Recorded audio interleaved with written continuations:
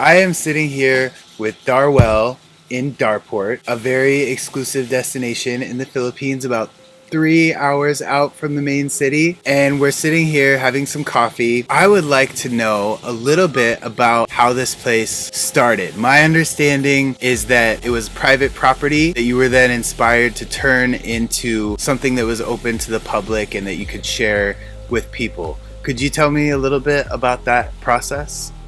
First of all, I want to greet you, Mabuhay ug Madaya. That's the greeting of the in our region here for our visitors. Mabuhay Madaya. Welcome to Darport Campsite, City of Mati, Davao Oriental. Salamat. Talking about Darport, it's coined after my name. It's Daruel Porlares, and at the same time, I coined it because it's related to my business, cargo handling, because I'm 15 years working in the private port and airports, serving vessels in their loading and unloading activities. So I came here in 2016 in Pojada Bay because I was one of the contractor of the mining site. I purchased that property at the beach, around 8,000 square meters. So I built up a bunk house and a wooden jetty for my guys to when they go to the ship for duty for the mining in 2016. But unluckily, the mining was closed in 2016 after some regulations. I need to use up my property, the beach. So I tried because I have a boat. So I tried to launch, maybe I could explore island hopping and trekking. So I experimented it as a Darport, as a hub, as a gateway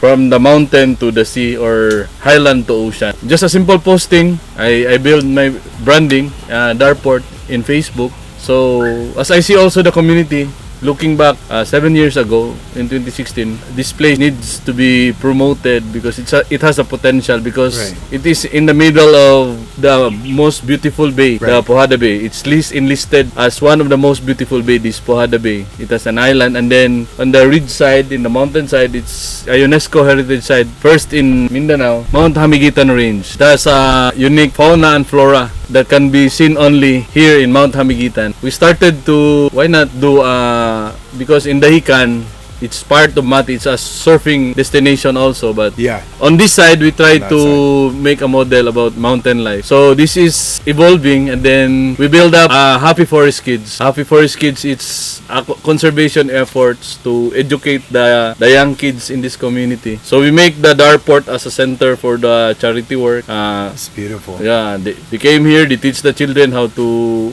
read, some lessons, how to care for the environment, and also to be a good to finish college, to dream to finish college, because the literacy in this area is not that high.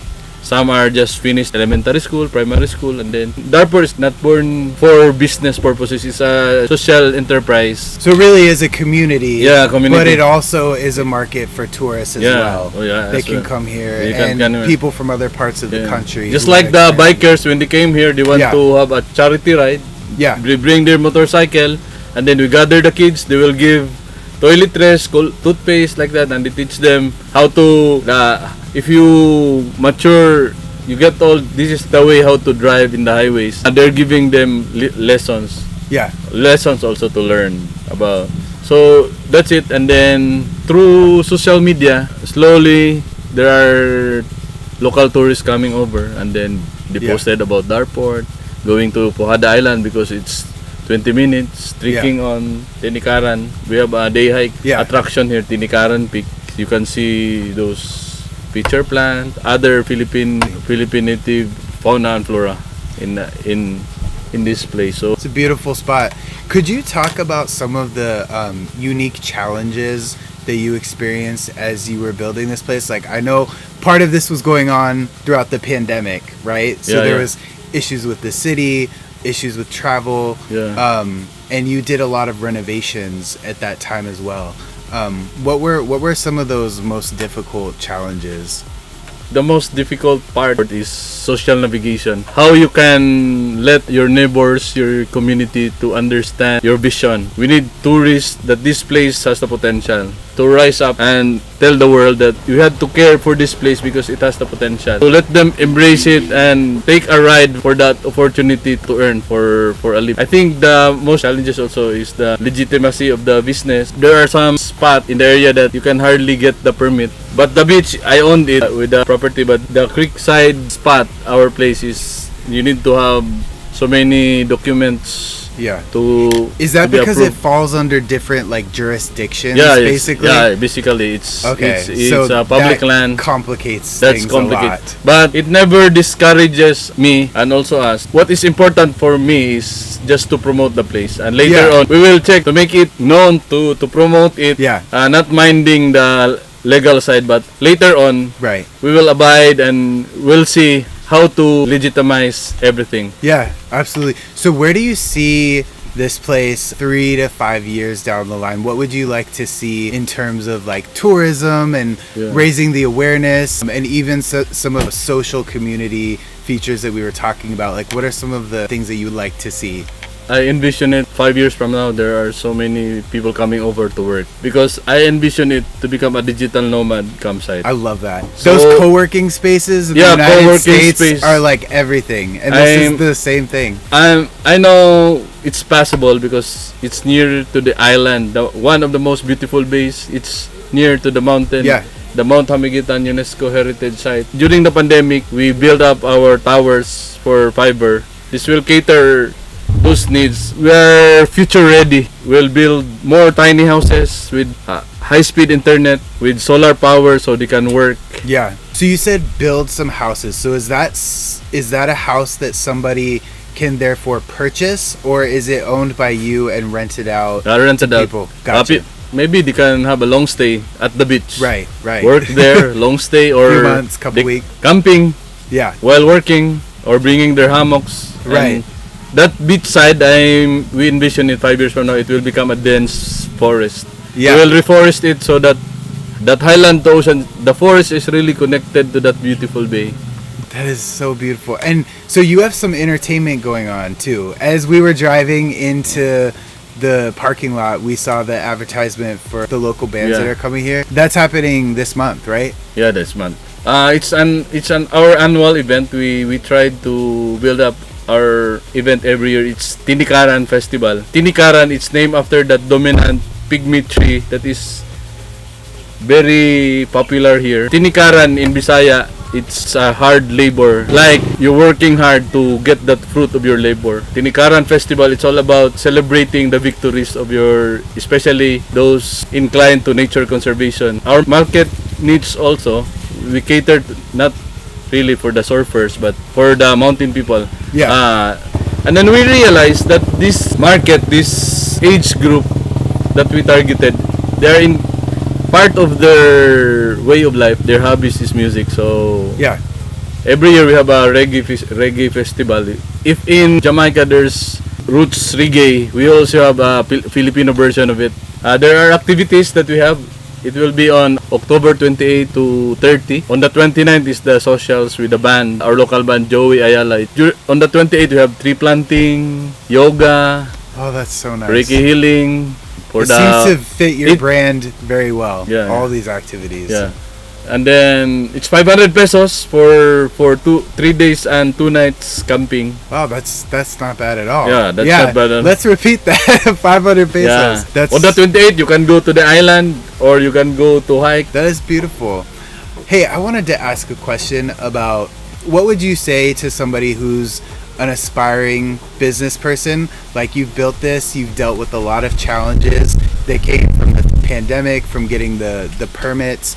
What would you say to somebody who may be looking to start as a virtual assistant or grow their business online? First of all, visit here, right? Yeah. But just in terms of career or life advice, what would you say to somebody? I think you need to check first your passion. Yeah. Before building a business model or an enterprise. Because for me, outdoor is life. Outdoor is near to my heart. So even if I had a fever, I can do this. I love the people coming over to have camping. I love to talk to them. So nature is near to my heart, and nature is part of my being. So business side, I turned my love for nature into business. So I started. What is important is also in this generation is digitalization. Yes. Digitalization. Yes, it's a mix of everything. I really relate to what you said about nature because it makes me feel more relaxed. If I'm in the middle of a big city or something, if I can go out into the nature, it just relaxes you so much to the point so where if I don't have that nature outside, I will literally watch like videos of nature just to like kind of calm myself down. So I feel like this is such a amazing hybrid mix, you know, the digital nomad mixed with the nature and the community. I can't wait to see how this grows. The business is, I call it attractive to the millennials, especially for those working in the call center, because working many hours in that cubicle, and then why not bring it to the forest? Yeah, if you're gonna do the work anyways, be in this beautiful tropical climate. And enjoy the other things when you get off work. Yeah. So that's our vision. So if you want to work tomorrow, you can go to the island. Yeah. And then come back. That's why passion, and then digitalization, and then good business development. Yes. And it sounds like good people around you too, right? Yeah. Like-minded people who care about some of the same things. That's how you connect with other humans, which is one of my passions too. So I guess finally like to ask, and you know, we can say anything else that you want to include, but where can people read about Darport online? Like, is there a best website that they can visit, or social media handles? Like, where do people go if they want to learn more about this after hearing us talk? I have a page, Facebook page, Darport. You can message me there. The details are there if you want to go long stay or to have a day tour. You can message me on my Facebook page, Darport. I also name my Facebook account also with Darport. So I want to manifest that if you hear the name Darport, you will think of highland and ocean, fast internet, with community engagement, music, community, all of it. Yes. Wow, I have learned so much, you know, talking to you today, and I appreciate, you know, you taking the time to sit down with us and explain this vision, because I just think it's important for people to have on their radar as they're making travel plans, as they're considering where to travel in the world. I think this is the next place to watch. soon. So yeah, is there anything else that you would like to say? I invite you to visit Darport to experience ridge to reef delight in the Philippines. You can work here because we have a fast internet connection. We have good people around and beautiful sceneries, and experience nature as is where is Darport. Thank you, man. This was a pleasure. We're done with the interview, but me and Cassie are gonna go like explore now, because this is only my 7th day in the Philippines, so I'm learning everything and this is fantastic.